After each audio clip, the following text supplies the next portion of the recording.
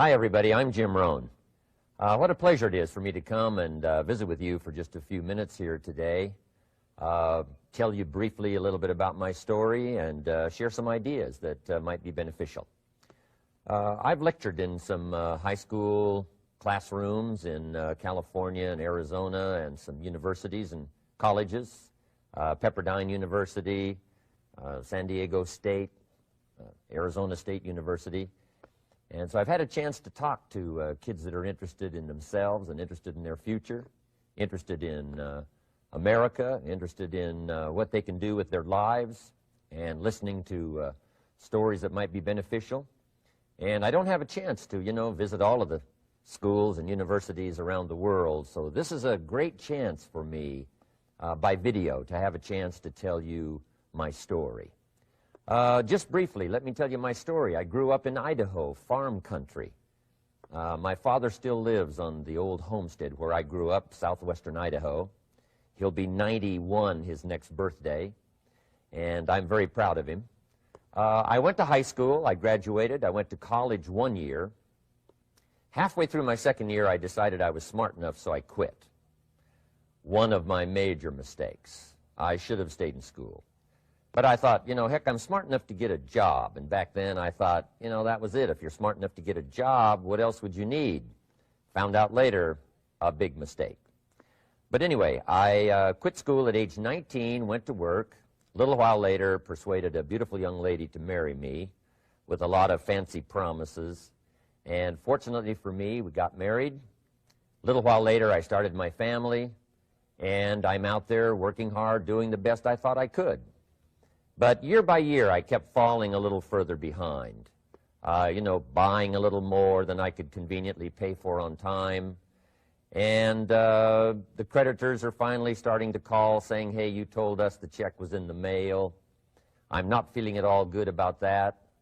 About age 25, I've got pennies in my pocket, I've got nothing in the bank, and way behind on my big mouth promises to my family, and wondering what could I do to make my life better. I was willing to work hard. That was not my problem. But I just wasn't making the progress I wanted to make. And then good fortune came my way. Sometimes it's difficult to describe good fortune, why something remarkable happens to you at a particular time. One of my friends says, well, hey, things don't just happen. Things happen just. And maybe that's it, I don't know. But my good fortune was I had a chance to meet a very wealthy man. His name was Mr. Schoaf, Mr. Earl Schoaf. A friend of mine had gone to work for him, and he started telling me about this man. He said, you got to meet this man. He's rich, but he's easy to talk to. And he's got a remarkable philosophy of life. And he kept going on, and I thought, well, I've got to meet this man. So shortly after that, I had a chance to meet this Mr. Schoaf, and I was impressed. He was rich. He was easy to talk to. Within a few minutes, I was dazzled. And I said to myself, I would give anything if I could be like that, rich and easy to talk to. What would it take? And then I thought, if I could just get around somebody like him, and if he would teach me and coach me, I would do it all. And that was my good fortune. A few months later, this wealthy man, Mr. Schoaf, hired me and gave me a job, and I went to work for him, and I spent the next 5 years in his employ. And then, unfortunately, at age 49, he died. But I got to spend 5 years with this remarkable man, his last 5 years of his life, and the first 5 years of my new life. And my dream came true during that 5-year period. This man took the time to teach me and coach me. He taught me the books to read. He taught me the disciplines, and he taught me the skills. And he taught me the changes to make in my language and personality. And the things he shared with me during that 5 years changed my whole life. Changed my income, changed my bank account, changed my future. I've never been the same. By the time I was 31 years old, I was a millionaire. So he taught me economics as well.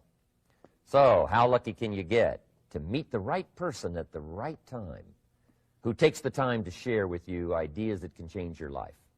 A lot of rich people, right, don't take the time, but he did, and he also had the ability. Some people want to share their experiences, but they don't quite know how to say it. But he had it all, and he used language that I could understand, and those ideas greatly affected my life. I wish he was still alive today. If he was, I'd be calling him today one more time, thanking him for the time he spent with me sharing his life and his experiences that so dramatically affected my life.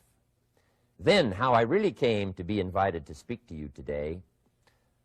30-plus years ago, I was living in Beverly Hills, California.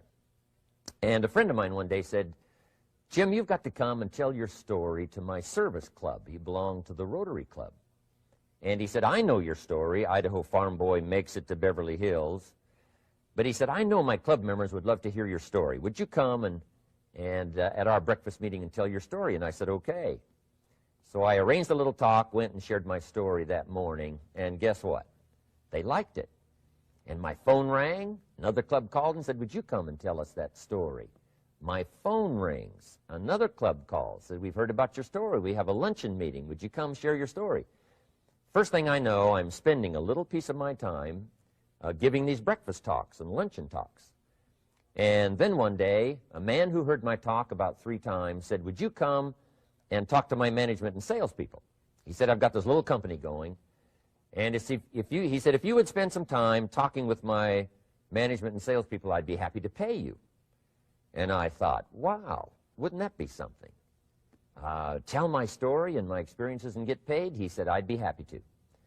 Little did I know, that was the beginning of a whole new, brand new adventure for me in sharing my story in speeches and talks and seminars and lectures. And now this business, it's become one of my most flourishing enterprises, takes me around the world. I went to many countries just this year, had my largest audience early this year in Spain, 12,000 people, 10 different languages being translated at the same time, the whole audience with the earphones on. It's interesting when you lecture with multi-languages. You know, when you hit the punchline, you know, the Spanish laugh first, and then the French get it, and then finally the Italians get it, and last the Germans finally get it. And then I say, "Hey, the Germans finally got it. I guess we can continue." You know, some languages take longer to translate than other languages. But what an exciting adventure for me. I was in Israel this year. I lectured in France, my first trip to Prague, Czechoslovakia, Lisbon, Portugal. Last year I was in London lecturing. Happened to be there the same night Pavarotti was singing in London. So, a big dilemma for the people in London. Shall we go see Jim Rohn, or shall we go listen to Pavarotti?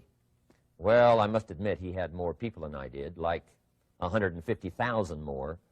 He did a free concert in Hyde Park, and they expected 250,000, but only 150,000 showed up because it rained.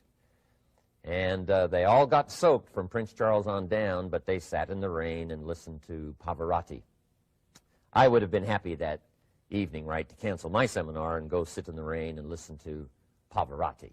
Anyway, he and I have agreed now not to appear in the same city on the same day anymore. Not really, but how exciting for me to be able to travel all around the world and share my story. And then especially to have this chance today to come and visit with you. And when I get a chance to speak at a high school class or a university class, I'm always excited about it. I'm limited in time, so I wanted to use this way to come and share my story with you and some ideas that might be helpful in your career for the future, in your now busy life as a student, and then wherever you find yourself in the years to come. Some of the things I'm going to share with you, I want you to remember for a long, long time, because the ideas I want to translate for you drastically affected my life. And if I can share now and affect your life, and you write me a letter or tell me in person someday, "Mr. Rohn, I listened to your video and I watched it carefully, and sure enough, some of the ideas that you shared greatly affected me, and here's what's happened to my bank account, here's what happened to me in school, here's what's happening to my future," that'll give me great, great satisfaction. So the man who shared with me ideas that changed my life, I want to share with you 3 of those basic subjects. When I met him, I was 25 years old, and when I first got acquainted with him, I used a lot of excuses as to why I wasn't doing well.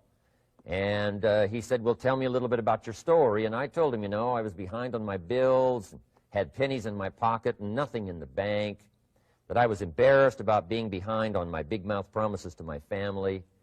And then he gave me one little simple phrase that really forever changed my life. And here's what he said: Mr. Rohn, if you want the future to change for you, you've got to change. And he said, if you don't change, the next 6 years of your life is going to be just like the last 6. You'll still be behind on your bills. You'll still be behind on your promises. But then he gave it to me in the form of a promise. When I was 25 years old, I've remembered it all these years, and I've shared this promise now with probably over 3 million people in the last 30-plus years. And it's going to be valid for you, so listen carefully to this promise. My teacher said to me, young man, if you will change, everything will change for you. If you will get better, everything will get better for you. What a clear message that was for me. He said, if you'll change your philosophy, if you'll change your habits, if you'll refine your thinking, if you'll change and accept some new disciplines, if you'll turn the corner where you've been in the past, go for a new life for the future, he said, all kinds of remarkable things will happen for you if you will change. Before I met Mr. Schoaf, I used to cross my fingers and say, I sure hope things will change. I was hoping the government would change and the tax structure would change and that my boss would change and pay me more money. I was hoping that, you know, economics would change and prices would come down. And I was hoping that circumstances would get better. And then I discovered from my teacher that those things are going to continue the same. In fact, all of those things that happen to us is kind of like the wind that blows. And the wind blows on us all. In fact, in America especially, the last 6,500 years of recorded history, we've got probably the most favorable wind that's ever blown. Economics and circumstances, living in a free country, democracy and freedom, an excellent economy. Sure, we struggle at times, but compared to the rest of the world in the last 6,500 years, we've got the best wind ever. But if you just let the wind blow, I'm telling you, it won't take you where you want to go. All of us must use this wind to take us to the dreams we've got, to the equities we want, to the money we want, to the income we want, and to all the things we want our life to have. This is where we want to go, and we've got a good wind, but we must not leave our future just to the wind, just to the economy, just to the structure of the way things are happening today. Here's what we must learn to do, and that is set a good sail. And if you'll learn to set a good sail, and that's what my teacher taught me in those early days. He said, Mr. Rohn, the wind is going to blow however it's going to blow. Politics are going to be politics, and the economy is going to be the economy. And however it turns out, that's the way it's going to be. What you must learn to do is not to wish for a better wind. That's naive. The key is to wish for the wisdom and the skills and the learning so that you can set a better sail. And so that's what I did at age 25. I went to work not on the economy. I went to work not on the community. I didn't go to work to try to change the government. I didn't go to work to try to change my boss or the company. I didn't go to work to try to change circumstances. I went to work to try to change myself. And I picked up that promise my teacher shared with me, that if I would change, my income would change. If I would change, my bank account would change. If I would change, my future would change. And sure enough, his promise came true for me. The first 6 years of my economic life, I wound up broke. Those pennies in my pocket, nothing in the bank, behind on my promises. The second 6 years of my economic life, I wound up rich. But interestingly enough, the second 6 years of my economic life, the government was about the same and the economy was about the same. You know, the companies were about the same. What they paid was the same. Circumstances around me were the same. You know, my negative relatives were the same. But I was not the same. That's how my life changed. And that's how things started working for me, changing my life all those years ago. So that's what I wanted to share with you to begin with. This beginning of what Mr. Schoaf shared with me, that if I wanted my life to change, this was what I was going to have to do. And so he broke it down into 3 subjects. that really made an impact on my life, and I want to share those with you. The first subject he called personal development. And the second subject he called setting goals. And the third was how to become financially independent. And I'd like to give you just a few clues from those three major subjects that so dramatically affected my life. And let's get started. The first one is personal development. Now, in illustrating personal development, Mr. Schoaf, my teacher, started with money. You know, money's not the only place to start in talking personal development, but it's where he started, so let me share the thoughts he shared with me back then. Let me share them with you. Here's the best lesson I can give you on economics. It's very simple. We get paid for bringing value to the marketplace. That's about as simple as I can put economics. We get paid for bringing value to the marketplace. Now, it takes time to bring value to the marketplace. However, we do not get paid for time, so we cross that out. Mistakenly, the man says, I'm making about $20 for an hour. Not true. If that was true, you could just stay home, right, and have them send your money. So that's not true. We don't get paid for time. We get paid for value brought to the marketplace. Now, since that's true, here's one of the key questions of my talk to you today. Is it possible to become twice as valuable to the marketplace and make twice as much money in the same time? Is that possible? The answer is yes. Could you become 3 times as valuable as you might be right now to the marketplace and make 3 times as much money in the same time? And the answer is yes. 5 times, 10 times? Of course. America is unique. It's a ladder to climb. It starts down here, let's say, at $5 an hour, and it keeps going up. Top income last year, $80 million. The guy who runs Coca-Cola. Now, that's a heck of a ladder. That's why everybody wants to come here, right? The boat people are not headed for Vietnam. People haven't plotted and schemed for 50 years saying if I could just get to Poland, everything would be okay. Not true. Everybody wants to come to America. And the reason is because we've got the best wind ever blowing in our favor. We've got the best economic opportunity anybody's had in 6,500 years. And all you have to do is understand it and take advantage of it. Now, there's some key questions to ask here. Why would the marketplace pay someone only $5 an hour? Very simple answer. They're not very valuable to the marketplace. Now, we must underline to the marketplace. This person might be a very valuable brother. Yes. Member of the family, valuable. Yes. Valuable member of the church, of course.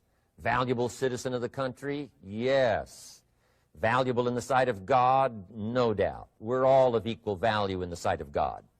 But if you're not very valuable to the marketplace, you don't get much money. You say, well, it shouldn't be that way. Well, then you got to start your own country. You know, this one's been in process for 200 years, and this is the best we've been able to come up with so far. But here's the key. You don't have to stay here. Now, there was a big debate in Congress last year that this $5 was not enough, should be 6, should be 6, should be 6. But we don't need legislation. 6 is already on this ladder. The next step up. You know, if you work for McDonald's, they'll pay you $5 an hour to take out the trash. If you whistle while you take out the trash, they'll pay you $6 an hour. So we don't need legislation. You just need to take lessons on how to whistle. Have a good attitude. Now, as you begin to climb this ladder, why would the marketplace pay some people $50 an hour? Answer, evidently, they must be more valuable to the marketplace. 10 times more valuable. And is that possible for someone to be 10 times more valuable and earn $50 an hour instead of 5? And the answer is yes. That's what America is all about. Now, why would the marketplace pay some people $500 an hour? Evidently, this person must be much more valuable to the marketplace. That's what's important to understand, to the marketplace. And would the marketplace pay one person $80 million for 1 year's work? And the answer is, of course. If you helped a company make $1 billion, would they pay you $80 million? I'm telling you, it is possible. And that's why America is so exciting. That's why this financial ladder is so exciting. It's possible for all of this to come true for all of you, no matter where you start. As a student in school, just getting started out there in the workplace, this is all possible for you. Now, Mr. Shoaff gave me the clue on how to climb this ladder as high as I wanted to climb. Now, we're talking primarily economics here. There's a lot of other ways to become valuable to your family, valuable to your friends, valuable to the community, valuable to the team, right? Valuable to the team effort, valuable to the concert. But here's what he said to me. In climbing this ladder economically, all you have to do is work harder on yourself than you do on your job. Once I heard that, it made sense to me. I kept hoping that everything else would change around me, found out that if I went to work on myself, worked on my skills, worked on my language, if I became better than I was each year, if I grew in skills and language and vocabulary and competence, then I would become attractive to the marketplace. Not very long ago, a company called me and said, Mr. ROHN, we're expanding internationally. We'd like to have a bit of your expertise to help us. Would you give us a bit of your time? We'll add some millions to your fortune. And I said, okay. And I thought later, isn't that interesting? They would call me. Then my second thought was, of course they'd call me. Who else would they call? I can get the job done. Now, what a contrast for me, farm boy from Idaho, raised in obscurity, parents of modest means, broke when I was 25. How come I would get a telephone call and someone offer me a lot of money to help them in expanding around the world? Simple answer, evidently. Something happened to me between age 25 and where I am today. And I can tell you where it all started. From my teacher, Mr. Shoaff, who said to me, we don't have to change what's going on out there. That's the wind that's blowing. All we have to do is change what's going on in here. And now there's several ways to do that on personal development. And let me give you those ways. Here's the first one. We must learn from personal experience. Pretty simple. Learn from what happens to you. Take a look back over the last few months. Did you make some mistakes? How could you correct those for the future? Take a look back over the last year. Have you done it right or done it wrong? Let's correct it for the next year. Learn from your personal experience. Mr. Shoaff asked me when I first met him, he said, Mr. ROHN, how are you doing? You've been out there now 6 years. And I said, I'm not doing very well. He said, I suggest you not do that anymore. What a simple, swift analysis to my situation. He said, if you keep doing it, the next 6 years will be like the last 6. You don't want that to happen. Let's make the changes. So learn from your personal experience. Now, here's number 2, why I came to share this video experience with you today. And that, I call it OPE, other people's experiences. That's me, other people. That's your teacher, other people. That's your friends and colleagues, other people. The people you meet that can pass along to you their experiences, what's happened to them, the mistakes they made, how they corrected them, how they changed their health and changed their bank account and changed their income and changed their future. That's it, other people. Now, there's 2 kinds of people to learn from. One is failures. It's too bad failures don't give seminars, right? That would be valuable. Bring your notebook.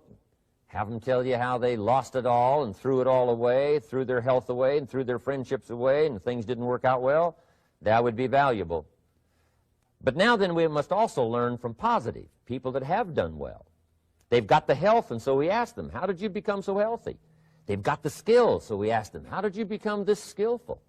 They've got the income, so we ask them, how did you get here in such a short period of time? So now here's what's important in personal development.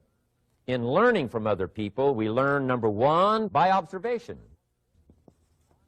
We learn what we see. We watch people that are successful in what they do. In sports, we watch their disciplines. In business, we watch their disciplines. By observation, what we can see, The reason I created this video is something that you could see someone's experiences translated for you. Second, we learn by what we hear. I've got some of my lectures on cassette tapes, so you can take them with you wherever you go and learn by listening. Turn your car into a mobile classroom and listen. And then listen to the sermon on Sunday morning. Listen to the lectures. Listen to the teacher. Listen to someone who's got something good to say.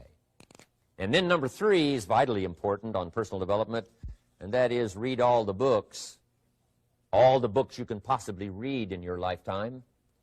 Mr. Schoaf got me started on my library. I've got one of the better libraries.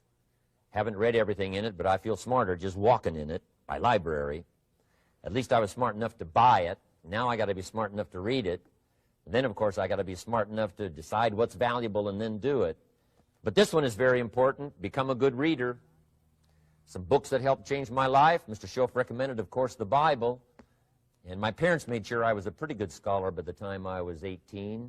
That's been so beneficial for me, drawing from those illustrations, reading about those stories, people who made it and people who didn't make it, and what the difference was. And then other books that helped to really change my life. One called Think and Grow Rich by Napoleon Hill. And then a book that helped me become financially independent by the time I was 31. And that book is called The Richest Man in Babylon by George Clayson. And I'm going to share a little bit of that book with you when I get to financial independence today, our 3rd subject. But I started reading the books, attending the classes, making sure that I got in front of people that had something good to say. And then I started keeping a journal. One of the major things my teacher taught me was to keep a journal. He said, don't trust your memory. If you hear something good, just make a little note and write it down. Now, at first I took, notes on pieces of paper and torn off corners and backs of old envelopes. And it didn't serve me well, thrown in a drawer. Then I learned to keep a journal, a bound copy of all my notes. So I would suggest you do the same. Things that impress you, a poem that impresses you. When you attend a class, some of the ideas that impressed you, jot them down. You read something in a magazine, right? Some ideas. Take those out, put them in your journal. Keep a good journal the rest of your life. This will serve you well. My journals make up a significant portion of my own library. And if you saw my library and saw my journals, I tell you what you'd have to say. This is the library, and these are the journals of a very serious student. No wonder Mr. ROHN is invited to lecture and speak on his experiences around the world. So I want the same thing to happen to you. Value captured that you can resort to later, go back over it and review it, and let it become valuable to you. So that's my first subject, personal development. Work harder on yourself than you do on your job. Develop the skills. Learn the lessons. Take the classes. Absorb all that is being taught to you these days. And then later on, of course, you can sort it out, what's valuable for you and how to refine it for your business and for your life and for your future. But the main thing is to get it and start this process of personal change, personal development. And let me say it one more time. If you will change, everything will change for you. You'll never be the same. You'll keep growing.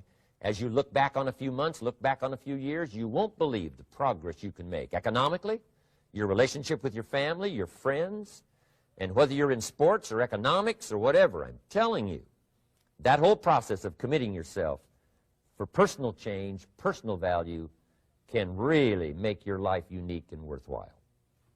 Now let's cover the second subject, on setting goals. Mr. Schoaf gave me some tips on setting goals that changed my life forever. And I want to share those with you.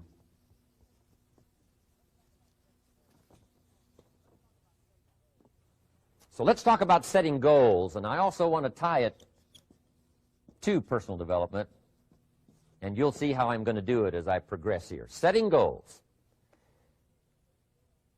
We need to take a look into the future. There are 4 things to consider in terms of attitude. One is how you feel about the past. Best advice I can give you on that is treat the past as a school. Let it teach you the mistakes you've made, the things that went wrong, the things that didn't work. Don't use the past as a burden to carry, and don't use the past as a club to beat yourself to death. past losses, past failures, past mistakes. But let the past be a school. Tough school maybe. We've all been through some tough stuff. So if you feel good about the past, draw from it for experience and let it teach you. Then next is how you feel about the future. We've got to have the future well designed. The future is called the promise. And here's what we teach in our leadership series. The promise of the future can be an awesome force for your own future. The promise of the future, designing the future. There's two ways to face the future. One is with apprehension, and the other is with anticipation. I promise you, in my travels around the world, most people face the future with apprehension. And here's why. They don't have it well designed. They've sort of left that up to someone else to fix. But here's the best way to face the future, with anticipation. And you can face the future with anticipation if the future is clear, if the future is well designed. And I would like to have you consider some thoughts with me that help me to really change my future by giving it some thought and some consideration. And here it is. In setting goals, it's very simple. Number one, decide what you want. You just take a little time. You sit down and say, what do I want? What kind of skills do I want? What kind of income do I want for the future? What would I like? Where would I like to go? Places I'd like to visit. Habits I'd like to acquire. Skills I'd like to have. You just take a little time to think about what you want. Economics, friendships, people you'd like to meet, places you'd like to go. You just take some time. And then I suggest, when you've thought about what you want for the future, make a list. Just jot it all down. It's really a very simple process. And then here's number three. Keep all the old lists. I'm telling you, this served me so well, keeping my old list of goals. I look back now 10, 20 years ago at goals I set, lists I made, and I smile now because here's what I thought was so important, 20 years ago. Now some of those things aren't even on my list. I've got a new list. I've grown. I've changed. I've matured. But I give you that advice. Decide what you want. Number two, write it down. Number three, keep the old lists. And then here's number four. When you get something that's on one of these lists, check it off. Part of the fun of having a list is checking it off. And then if you can add some drama to checking it off, see, that's what really helps. I set a goal to go to Spain many, many years ago. And when I finally made my first trip to Spain, I had that journal with me that had that list in it. And while I had my journal on my lap, waiting for the wheels to touch down in Madrid, I waited until the wheels touched the runway, and I checked it off. Just adding a little drama. So, part of the fun of having a list is checking it off. Now, here's what's important about the lists and designing your future. If the future gets clear, the price gets easier. Because you got to remember, for every promise, there's a price to pay. Everybody's got to pay the price. Everybody's got to do the deal. Everybody's got to do the disciplines. Everybody has to pay. But here's what I've discovered. If the promise is clear and powerful, the price is easy to pay. The price is some classes. The price is a few books. The price is a few disciplines. The price is finding something that'll make your life better, make you grow, make you change, make you develop. So the first part of the key is to design the promise. Then, what is the price to pay? I'm telling you, the price will be easy. Anybody in my audience can pay it, no matter where you are, where you come from. Color doesn't matter, religion doesn't matter, where you grew up doesn't matter, circumstances don't matter. I'm telling you, if you'll make the promise of the future clear for yourself, the things you want, the places you want to go, the things you want to have, the person you want to become, the skills you want, the homes you want, the future you want, the friends you want, all of the values of life that you could possibly want. If you'll make that clear, make those lists, and be serious about it, I promise you it's an easy price to pay. Anybody can pay it. And the best advice I can give you is, if I can do it, you can do it. Farm boy from Idaho, raised in obscurity, I changed my life, turned it upside down, turned it all around, found economics, found future, found promise, and if I can do it, you can do it. So, start setting your goals and see if you can't get a better excitement going for the things you want to accomplish for the future. Now here's my third subject, and that's called financial independence. Oh, by the way, before I get to financial independence, let me cover one more point. One of the major reasons for setting goals is for what they make of you in achieving them. My teacher advised me when I first got started at age 25, he said, Jim, why don't you set a goal to become a millionaire? He said, it's got a nice ring to it, you know, enough zeros to impress your accountant. And he said, I'm here to help you. You're only 25 years old. You've been to 1 year of college. You've got a beautiful family, every reason to do it. Why don't you set a goal to become a millionaire? And he said, here's why. And I thought, he doesn't need to teach me why. Wouldn't it be nice to have $1 million? He said, no, then you'll miss it. He said, here's why. For what it will make of you to achieve it. I'm telling you, that statement changed my life. Set the kind of goals that will make something of you to achieve them. He said, now, once you become a millionaire, what's important is not the money. I thought, that's kind of strange teaching. He said, honest, it isn't important. He said, you could just give the money away. Now, I did better than that. I lost it all. By the time I was 31, I was a millionaire. By the time I was 33, I was broke. And I'll tell you a little bit about that story later. But when I lost all my money, guess what? I found out Mr. Schoaf was right. What was valuable was not the money. What was valuable was what I became to earn the money. The skills I had, the knowledge I had about the marketplace, the values that I had going for me. They were more valuable than the money. And here's an important statement to remember. It's not what you get that makes you valuable. It's what you become. So part of the key here is to set the kind of goals that will make something of you. Don't set them too low so that you don't have to grow and you don't have to read and you don't have to try and you don't have to stretch. Don't set them too low. And then don't sell out. Don't go for something that's going to cost you your virtue or cost you your values or sell out your principles. There's a good middle road here to follow. Goals that will inspire, goals that will help you grow, change, develop, and become better than you are. Okay. Now let's talk about financial independence. How to become rich by 40, 35 if you're extra bright, much sooner if you find an opportunity like I did. Let me show you how I did it. Financial independence. First of all, I like the phrase financial independence. Some people are a little bit concerned about using the word becoming rich or becoming wealthy, and I can understand that. I struggled a little bit with this. Is it okay to go for becoming rich, go for becoming wealthy? And maybe that's a bit too strong a word or strong a term. So here's what I've come up with that I think is comfortable for me, and that is how to become financially independent.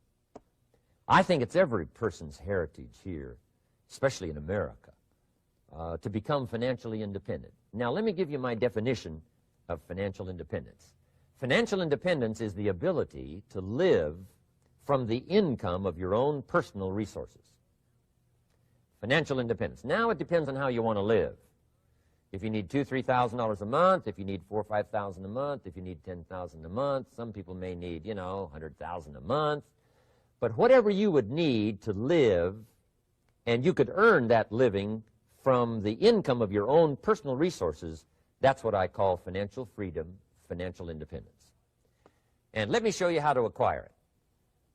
If you start at age 15, between ages 15 and 35 is 20 years. And in my personal opinion, based on my own studies and my own experience, 20 years, in my opinion, is enough time to become financially independent. If you're not, you don't live in the wrong country. Probably what's happened is you have the wrong plan. And it's easy to be a nice person with the wrong plan. I found that when I was 25 years old. I was broke at age 25, and I was a nice guy. You would have liked me. But I'm telling you, my plans up until then, especially my financial plan, left me broke. I totally changed it the next 6 years, and I became financially independent. So I know what I'm talking about. It is possible in a reasonable amount of time, 15 to 35, whatever, 20 years' time, enough time. You can do it in a much shorter period of time, like I did if you want to. But this is a reasonable enough time. But here's number one. First of all, you got to have the right philosophy. Philosophy is our ability to gather knowledge and sort through it and decide what's valuable. To develop a philosophy about life, a philosophy about our health, a philosophy about our family relationships, a philosophy about economics. And if you develop the right philosophy, that's what helps to set this sail so that in 6 years it takes you where you want to go instead of winding up like I did that first 6 years of my economics, broke, no money, empty bank account. The right philosophy. Now let me give you a couple of philosophies to consider. Here's the first one. It's called the philosophy of the poor. And here it is. Poor people usually spend their money and invest what's left. That's the philosophy of the poor. Now here's the philosophy of the rich. Rich people invest their money and spend what's left. And here's the startling answer. It really doesn't matter what the amount is. What's most important is not the amount. What's really important is the philosophy. So I would ask you to adopt this philosophy of spending after you have invested. Invest first, then spend. And I've got a little formula that I'm going to share with you. Now, what should a child do with a dollar? I mean, there's a lot of debate going on, I'm sure, across the country on what a child should do with a dollar. Here's one opinion. It's only a child and it's only a dollar. What difference does it make? Well, in my opinion, it makes all the difference in the world. A person's economic future starts with a child with a dollar. Somebody says, oh, no, you're only young once. Let him spend it all. Well, when would you hope that would stop? Somebody says, well, wait till he's 50 and broke like me, and, and then he'll learn. Well, no, we don't want to wait that long. If I would have known earlier than age 25, I would have changed. In high school, if they would have had classes called Wealth 1, Wealth 2, I'd have taken both classes. I would not have waited until age 25. So, the earlier the better. So, what should a child do with a dollar? Here's the simple premise to begin with. Don't spend it all. And if a child wants to spend the whole dollar, you got to say, hey, don't spend it all. Don't spend it all. They'll say, why not? It's my dollar. I earned it. You say, I know you earned it, but don't spend it all.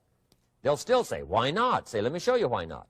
So you put them in your car, take them to the other side of town, and show them where people live that spend the whole dollar. You just drive them around. Kids learn best by visual. Just drive around and say, would you like to live here? Kid says, no. Would you like to live like these people live? Kid says, no, no. Then you can't spend the whole dollar. So, kids will get the message. So, take them to the other side of town and show them around, unless you already live there, and then just show them around. Anyway, don't spend the whole dollar. Now, let me give you my best view of what to do with the dollar. And I promise you, if you started at age 15, now if you're over 15, right, you've still got plenty of time. You still got 20 years. If you're 30, you've still got 20 years. I mean, you still got plenty of time to start what I'm about to share with you. What to do with a dollar. Here's my first bit of advice. Never spend more than 70 cents. Never spend more than 70 cents. Now, you got to pick some number, and the number you pick is going to be determined by your philosophy. It's going to be determined by what you've been taught or your experience teaching yourself. When I first met my teacher, Mr. Schoaf, I was at about 110% of each dollar. I'm down at Budget Finance, hawking my furniture and my car one more time. And then I learned a whole better formula for financial independence. Number one, don't spend more than 70 cents. Now, kids say to me, well, okay, what do I do with the other 30 cents? And here's what I teach them. 10 cents for charity. Charity or church, or helping people that can't help themselves. 10 cents to support worthy projects. Projects that you feel good about. 10 cents out of every dollar. It's called being generous with part of what you've taken out of society.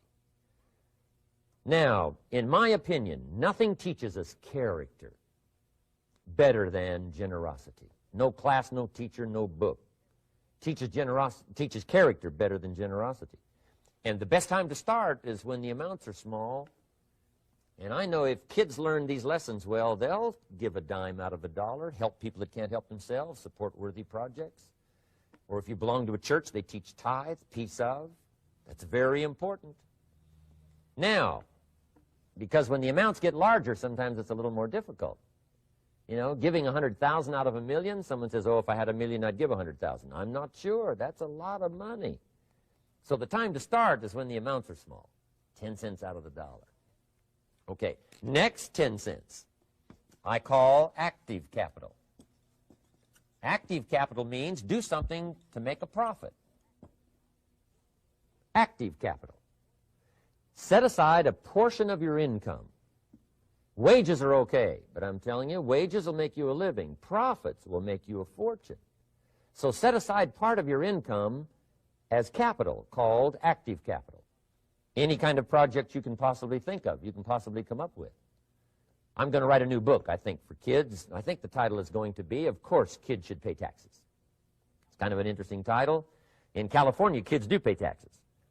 When a child walks into 7-Eleven, buys something that costs $1, the proprietor says, give me 7 more pennies. And the child says, hey, what's these 7 pennies for? And the proprietor says, that's the taxes. Kid says, well, hey, I'm only 8 years old. Proprietor says, congratulations, you're my youngest taxpayer. Give me the money. So in California, where I live, kids do pay taxes. Big question is, should they? And my book will answer that question. Of course, kids should pay taxes. Nothing is for free. If you want to ride your bicycle on the sidewalk instead of in the mud, you got to pay the 7 pennies. Nothing is free, so we all have to pay. So, 10 cents out of your living, out of the money you earn, set aside for capital. Capital to try your best to show a profit. And in my book, it's going to be all kinds of ways kids can make money, right? 2 bicycles, one to ride and one to rent. I mean, you know, it doesn't take long to figure out some enterprise that'll start making a profit. Then you must jot this down if you're taking notes. Profits are better than wages. 1, you can't usually start wages until you're about 16, 15, 16, but you can make a profit long before you're eligible to start earning wages. And then there's no limit to profits, and they can double and triple and quadruple. You know, there's no limit. It's incredible how fast profits can grow. So profits are better than wages. Wages make you a living. Profits make you a fortune. Now, the third 10 cents is vitally important. I call it passive capital. Capital you let somebody else use. A financial institution, stocks and bonds, mutual funds, whatever. Let someone else use it. You furnish the money. They use it to make a profit, but they pay you for the use of it, called interest. And here's one of the things that will make you financially independent fairly quickly, and that's called compound interest. And this is how you get it. Letting someone else use a portion of your money, your substance. They show the profit. They pay you interest. And this passive capital, I'm telling you, over a sustained period of time, if you'll develop this little 10, 10, 10, and 70, especially starting at age 15, I'm telling you, by the time you're 35, you will be financially independent. You'll have the ability to live from the income of your own resources. And then one more point on passive capital. There's a Bible philosophy. I'm an amateur on the Bible. But there's a Bible philosophy that teaches the borrower is servant to the lender.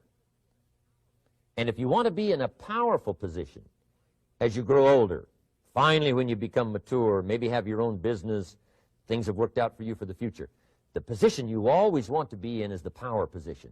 And that's called the lender. The lender is the power position. So if kids learn early enough, and then you ask them what they'd like to be when they grow up, I'm telling you, once they understand, they'll say, well, one of the things I want to be is one of those lenders. That's the power position, not the spender. No, you'll be pitied the rest of your life if you just become a spender. You got to become a lender. And I think this is one of the formulas to follow. 10 cents out of every dollar. Let someone else use it. Be the lender, power position. Then try to show a profit. Can't we teach our children how to take $1, search the neighborhood, find a broken wagon, pay $1 for it, bring it home, you know, clean it up, sand it until it's clean, paint it red till it shines, straighten out the wheels till they're true, take it back to the neighborhood, sell it for $5? Anybody can do that. Now, does the child deserve $4 profit? And the answer is yes. Society now has a mended wagon. And that's what America's all about. Finding something, touching it, making it better, making a profit, taking part of your resources, helping people who can't help themselves. Let someone else use it to make a profit. Some projects require more capital than one person has. Exciting. And then let them pay you for the use of it. America's had this philosophy now all these years. Communism has taught all these years capital belongs in the hands of the state, not in the hands of the people. We've been teaching all these years capital belongs in the hands of the people, not in the hands of the state. And we turned out to be right. Capital in the hands of the kids, capital in the hands of the people. Enterprises that make a profit, enterprises that grow. It's the hope of our future. So that little simple formula, I hope, will help you. Now, one more key on financial independence, and that is attitude. Attitude. Here's number one. I used to say, I hate to pay my bills. My teacher straightened me out on that. He said, let's see, Mr. ROHN, what you hate to do is pay $100 on an account and reduce your liabilities and increase your assets. I said, well, no, not if you look at it that way. He said, well, it all depends on how you look at it. So wouldn't you love to pay your bills, reduce your liabilities, increase your assets? You got to have that kind of attitude. I found out the same attitude about taxes. I used to say, I hate to pay my taxes. And Mr. Shove said, well, that's one way to live. But don't you understand? Taxes is how we care and feed the goose that lays the golden eggs. Wouldn't you want to do your share? Someone says, yes, but the goose eats too much. Probably true. But hey, we all eat too much. We all need to go on a diet. Better a fat goose than no goose. So I finally became a happy taxpayer. Now, I think taxes are too high, so I'm working to get taxes lowered for our economic future. But then whatever they turn out to be, I gladly pay and do my part, because that's what makes the whole system run, each of us doing our part. Now, I want these three subjects to be valuable for you. I want them to have meaning for you. I want you someday to be financially independent. I want you to have the personal development so that you feel good about yourself. If I had a chance to meet you someday, I'd like to have you show me the list of goals that you got started and say, Mr. ROHN, here's some I've already checked off. Here's the books I'm reading. Here's what's happened. I'm developing the skills. I'm better this year than I was last year. I've got more self-confidence. My skills are developing. That's what I want for you, and that's why I took the time to come and share in this video message with you. I do seminars all around the world, but this is one way that I can reach out and touch you in case you can't come to my seminars wherever I am. Maybe this video will reach you somewhere, and it'll have an impact on your life. And what I'd like to do is later hear about it, a letter, phone call, or to have a chance to meet you in person. And now I'd like to leave you with these 4 questions called questions to ponder. These questions were valuable for me, and I want to make them valuable for you. Here's the first one, why? We all ask why we should work this hard, why take that many classes, why go to school that many years, you know, why take the notes, why read the books, why work that hard, why put yourself through the push-ups and the disciplines, why? Good question, why? Best answer to why, I think, is the second question. Why not? Why not see how many books you can read, how many classes you can take, how many skills you can develop? Why not see how valuable you can become to the marketplace and to your friends and to your family? Why not see what you can make of yourself? Why not see how far you can go, how much you can see, how much you can earn, how much you can share? Why not? That's the heritage all of us have, in America especially, is to see what we can make out of our lives now that we've been given this extraordinary opportunity. Now, my third question I'd love to ask you in person. But since I can't do it in person, I want to ask it of all of you. But I want you to take it personally. And my third question is, why not you? Why not you with good self-esteem? Why not you starting to change and setting goals? Why not you starting to make progress toward financial independence? If I can do it, you can do it. I wished I had a lot more testimonials here today besides mine, a whole steady stream that would come by and tell you their story. Someone who started with nothing, finally run a big enterprise. A mother who was on welfare, now she owns her own business. in addition to my story. I wish I had a lot more. And if all of them told their story, guess how they would probably wind up their story? They'd probably say, just like me, why not you? If we can read, you can read. If we can change, you can change. If we can figure it out, you can figure it out. If we can turn it around, you can turn it around. There isn't anything you can't accomplish. That's what those testimonials would say. And so I want to say it to you personally. Why not you? You've got the brains. You've got the stamina. You've got the vitality. You've got the interest. You've got your life ahead of you. You've got the future. You can do it. If anybody can do it, you can do it. If one of us can do it, hey, we all can do it. And now here's my last question. Why not now? This is a good time as the 20th century starts to wind down, a few more years as we get ready for century 21. What a good time to set your goals, work on yourself, work on your skills. What a good time to get it together. What a good time to start this process. Personal development, growing, changing, developing, having a good plan for your money and for your life and for your future. Why not now? And I hope I have a chance to see you one of these days and share with you the experience, the reaction, the response you might have had from my message today. And until I get a chance to see you on this side of the world or the other side of the world, in some school or some seminar, or maybe I'll come and speak for a company that you work for someday. I hope I get a chance to meet you. Until then, I wish you the best. I want all that I've gotten to be yours and much, much more. God bless. Goodbye.